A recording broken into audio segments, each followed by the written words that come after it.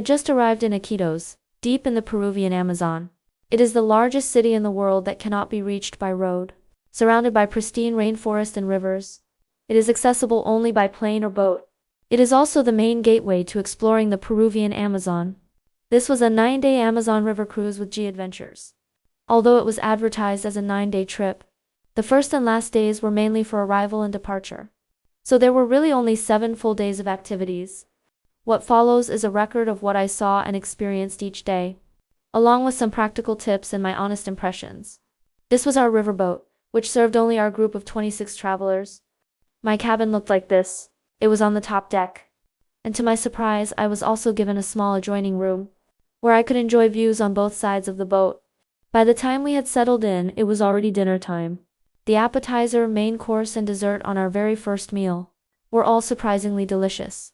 Even the woven animal-shaped napkin holders were eye-catching. Early the next morning, the river was covered in thick mist. After breakfast, we headed out on speedboats to see what wildlife we could find. It was June, just after the high water season. The best time to visit the Amazon is from June to November, when the water level is lower and it is possible to explore the forest on foot. The watermarks on the tree trunks gave us a good idea of how high the river rises during the flood season. That is also why the houses here are all built on stilts. This is one of the Amazon basin's iconic aquatic plants, the giant water lily, also known as Victoria amazonica. Its circular floating leaves can grow to more than 3 meters in diameter. Each flower blooms for only 3 days and changes color as it opens and closes during that time.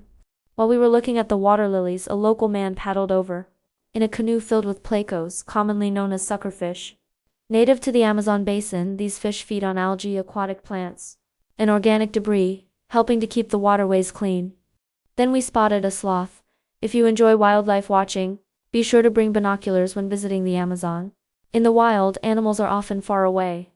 Although the Amazon is incredibly rich in biodiversity, what you actually get to see depends not only on the season but also on luck. Soon after, we found another sloth. In the distance, we also saw brightly colored macaws perched high in the trees. The Amazon is so rich in wildlife that we were constantly encountering birds we could not identify. Before returning to the boat that morning, we visited a small community in the rainforest, where the residents showed us handicrafts made from locally sourced natural materials. Back on board, the crew welcomed us with a refreshing glass of fruit juice. That afternoon, we visited another jungle community to learn how they raise butterflies. The lady who was in charge explained the process, and each of us was given a butterfly to release. Our guide told us that many local people save money by raising chickens and ducks. Whenever they need cash, they simply sell them. We also had the chance to taste honey collected from the rainforest, visited the community's modest school, and interacted with the children. They were incredibly warm and curious about our professions. It was a genuinely heartwarming and meaningful experience. We returned to the boat under the golden light of sunset. After dinner, we headed out on a night safari. The cool breeze on the river was refreshing. Everything around us was pitch black, except for our guide's spotlight and the occasional lights from passing boats. I was amazed by the guide's eyesight. As our electric speedboat moved through the darkness, the guide would briefly sweep the spotlight across the trees and immediately spot a spider on a tree trunk, or a small snake hidden among dense leaves, then quickly signal the driver to stop. The following morning, we continued exploring the Amazon by speedboat. The area we were exploring was the Pacaya-Samiria National Reserve, one of Peru's most biodiverse protected areas in the Amazon. This time we saw several different species of monkeys, ranging in size from very small to quite large. Next, we visited Nayuda, the largest port town in the area, and the main logistics hub for the surrounding communities. The neatly lined up tuk-tuks serve as taxis here. We explored the town's largest market, where there were grocery stalls, spices, produce, and fish. I also came across several tropical fruits I had never seen before. From there, we walked to the central square and took tuk-tuks to a nearby lake. There wasn't much to see there, so we soon rode back into town. A heavy rainstorm arrived that afternoon. Once the rain stopped, we hurried back out in search of wildlife, and were lucky enough to spot another sloth. We also saw a very distinctive little monkey. Despite their squirrel-like appearance as it darted through the trees, these were actually a small monkey species.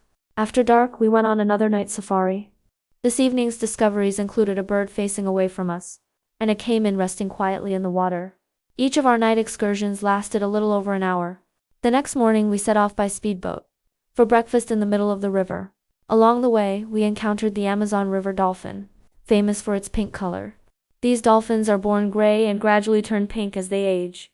They are the largest and most intelligent species of freshwater dolphin.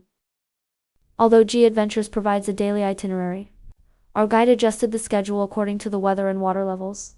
The activities didn't always happen in the listed order, but everything on the itinerary was eventually included. Here was my riverside breakfast. It was simple but filling. After breakfast, we visited another rainforest community to plant palm trees. Compared with the communities we had visited earlier, this one appeared much more organized. There was a large football field in the center of the village. Although the houses and school buildings were quite basic, their waste sorting system was impressively thorough. We walked to the back of the village, where each of us planted a palm tree of our own. The locally woven handicrafts sold here were beautiful and full of regional character. That afternoon we met a local shaman. Shamans traditionally drink ayahuasca, a brew made from local plants, to enter a deep visionary state that allows them to heal and communicate with the spiritual world. They are typically regarded as both the doctors and botanists of their communities, possessing remarkable knowledge of medicinal plants. The shaman introduced us to several local plants and explained their medicinal properties and traditional uses. Unfortunately, our visit was rather short, so we didn't have time to learn more. After leaving the shaman, we returned to the boat, where canoes were already waiting for us. Paddling our own canoe through the Amazon rainforest was a wonderful experience in itself. Back on board, the guides and crew treated us to a live music party. The next day, we went on a rainforest hike. Whenever you're out in the Amazon, insect repellent and sunscreen are essential. The boat also provided knee-high rubber boots for hiking. During the hike, we saw poison dart frogs and the famous walking trees. According to our guide, when surrounding trees block the sunlight, these trees grow new roots on the side facing the light, while the shaded roots gradually die off. Over time, this allows the tree to slowly shift toward better sunlight. The local guides also demonstrated how to obtain fresh drinking water from jungle vines if you ever become thirsty in the rainforest. Our guide pointed out one tree traditionally used to make dugout canoes, and another that produces valuable mahogany. The local guide then cut down an old vine, cleared away some surrounding vegetation, and invited each of us to swing from it like Tarzan. Everyone gave it a try. Exploring the Amazon on foot offers a completely different experience from cruising along the waterways. If possible, I highly recommend doing both. That day's lunch was shared with local villagers in their community. Most of the food was grilled over an open fire. The villagers demonstrated how they prepared the meal. Both the food and drinks featured local specialties. Everything was laid out on banana leaves spread across the ground for everyone to help themselves. After lunch, we watched local residents demonstrate how they use natural plants to produce traditional dyes. On the morning before leaving the Amazon, our plan was to go piranha fishing. On the way, we passed a stretch of land used as farmland by local residents. It only emerges after the flood season, allowing people to plant crops and harvest them before the next high water season arrives. We found a shaded spot beneath the trees, where our guide demonstrated how to fish for piranhas, before everyone started trying their luck. Bring it in. Oh my God! Oh, bring it in. Bring it into the boat. Bring it into the boat. Oh! After waiting patiently, I finally caught one. The guide carefully opened its mouth to reveal its razor-sharp teeth, and told us they were strong enough to bite through human bone. That afternoon, we went on one final rainforest hike. This time, we saw a poisonous monkey tree frog, a young green anaconda, and a massive kapok tree deep in the forest. As the sun set, we sat on the boat with glasses of champagne, watching the evening light fade over the Amazon River. After dinner, the captain presented each of us with an Amazon expedition certificate. On our way back from the Amazon, we stopped at a wildlife rescue center in Iquitos. Here I finally got to see rescued Amazonian manatees, recovering in a protected environment. There were also colorful, noisy parrots, playful monkeys, caimans sharing a pond with turtles, and an Amazonian peccary that was so affectionate it wouldn't stop following its caretaker around. They streak seeds from all over the rainforest.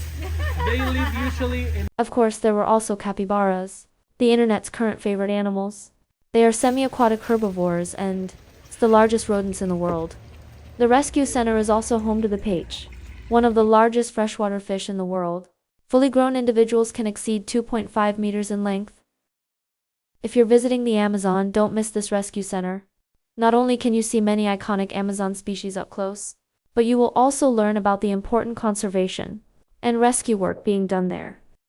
With that, my 9-week journey through South America came to an end.